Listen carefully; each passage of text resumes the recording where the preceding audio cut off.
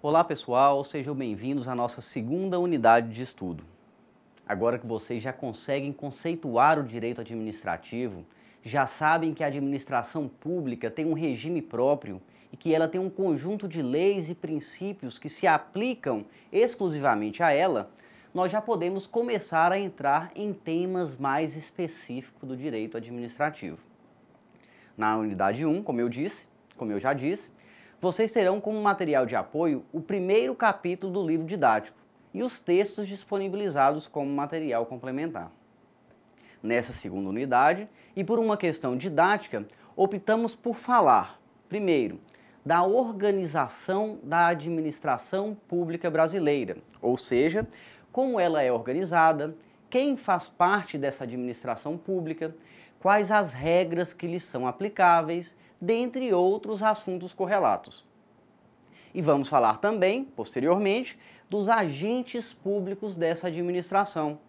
Veremos quem são as pessoas que atuam em nome do Estado, como que essas pessoas ingressam no serviço público, direitos, deveres, dentre outras prerrogativas e restrições. Iniciaremos então falando da organização administrativa. Para esse tema, vocês terão como material de apoio o capítulo 4 do livro didático, que embora tenha o título de Serviço Público e Função Pública, ele trata especificamente da questão da organização da administração. Materiais complementares que porventura sejam disponibilizados na unidade 2 desse curso e vocês ainda devem consultar livros de direito administrativo disponíveis na biblioteca do seu campus. No sumário, a matéria estará destacada como organização administrativa. Temos ótimos livros, como por exemplo, as obras de José Afonso da Silva, Celso Antônio Bandeira de Melo, José dos Santos Carvalho Filho, Fernanda Marinella, Alexandre Maza, o saudoso Eli Lopes Meireles, dentre outros. Havendo dúvidas, vocês já sabem, postem no fórum de discussão desta segunda unidade.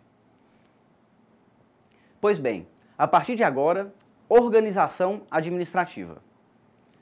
A nossa Constituição Federal, de 1988, ao tratar da organização do nosso país, diz o seguinte, vamos à lousa.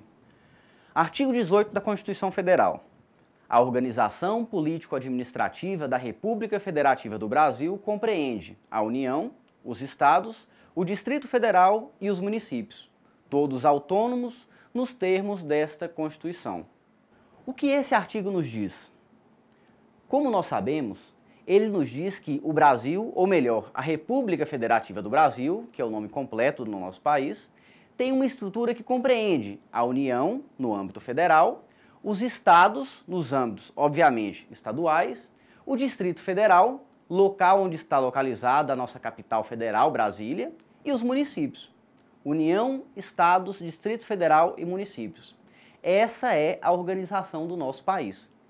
Cada um desses entes são também conhecidos como entes federativos, ou ainda entes políticos. São expressões sinônimas, entes federativos ou entes políticos.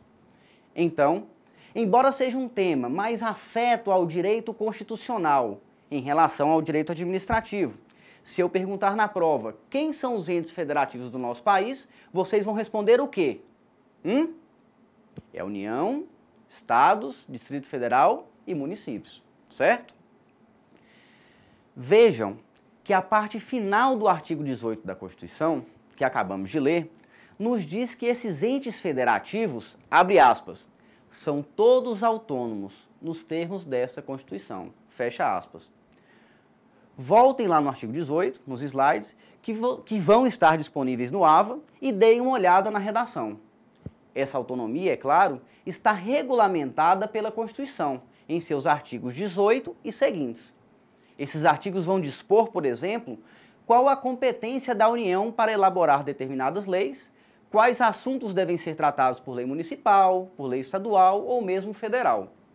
Mas, para a gente aqui, o importante é que estes entes federativos são autônomos.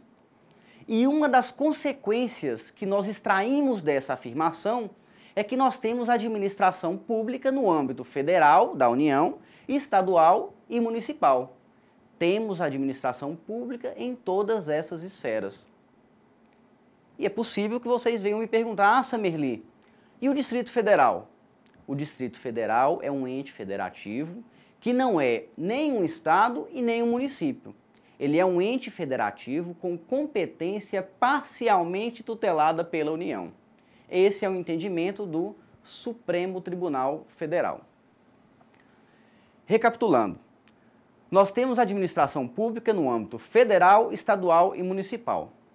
Logo, obviamente, nós podemos dizer que temos atividade administrativa nesses três níveis, federal, estadual e municipal. Partindo dessa premissa, eu pergunto aos senhores, quem presta e como é prestada a atividade administrativa no nosso país? Essa é a grande pergunta do tema que estamos estudando no momento, organização administrativa. O que nós vamos estudar é isso. Vamos ver como a atividade administrativa é prestada e quem são as pessoas que podem exercê-la. Esse é o nosso objetivo a partir de agora. E muito cuidado, com todo o respeito que eu tenho aos manuais e apostilas de direito administrativo, nem toda referência trata esse assunto de maneira simples. E a questão é simples. Olha que incongruência. Por isso, eu preciso que os senhores prestem bastante atenção no que nós vamos falar daqui em diante.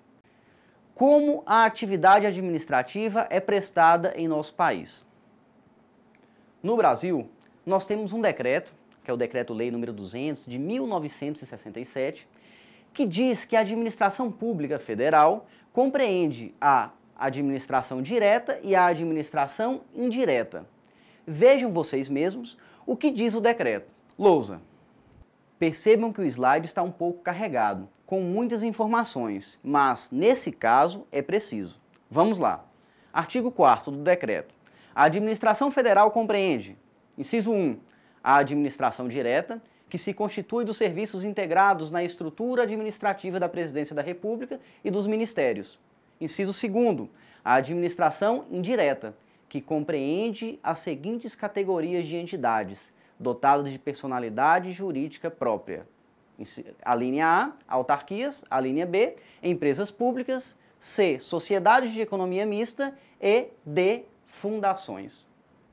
Todo o livro de direito administrativo inicia esse assunto, organização administrativa, falando de administração direta e administração indireta.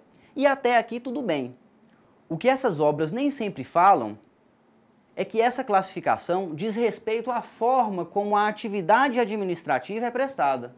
Ou seja, se essa atividade é prestada diretamente pelo Estado, e aí estamos falando da administração direta, ou se essa atividade é prestada por outros, que nós vamos estudar quem são. E aí estamos falando da administração indireta.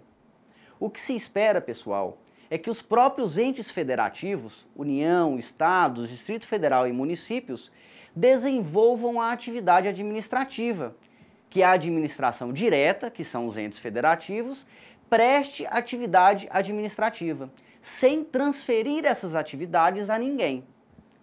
Serviços da União serão prestados pela União, dos estados pelo respectivo estado e assim por diante.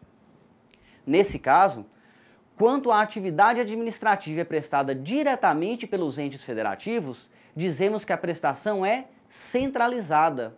O próprio núcleo administração direta presta a atividade administrativa. A atividade administrativa está no centro. Então, se eu colocar na prova a seguinte afirmativa: a administração direta é aquela em que a atividade administrativa é descentralizada. Certo ou errado? Hein?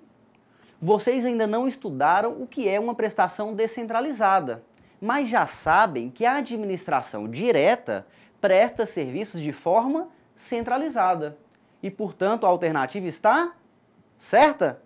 Claro que não, gente. Está errada. Ok? Já estamos encerrando o bloco. Só mais um minuto. O livro didático, na página 68, traz um conceito interessante de administração direta. Vamos juntos até ele. O livro nos diz que a administração direta é o conjunto dos órgãos integrados na estrutura da chefia do Executivo, gabinete do Presidente da República, do governador e do prefeito municipal, e na estrutura dos seus órgãos auxiliares, ministérios, Secretaria de Estado e Secretaria Municipal.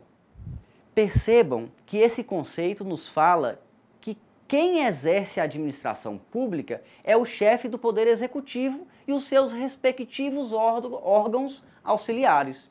No âmbito federal, representado pelo Presidente da República e seus ministérios. No âmbito estadual, representado pelos governadores e secretarias de Estado. E, por fim, no âmbito municipal, representado pelo prefeito e suas secretarias municipais. Bom, senhores, obrigado pela atenção e até daqui a pouco.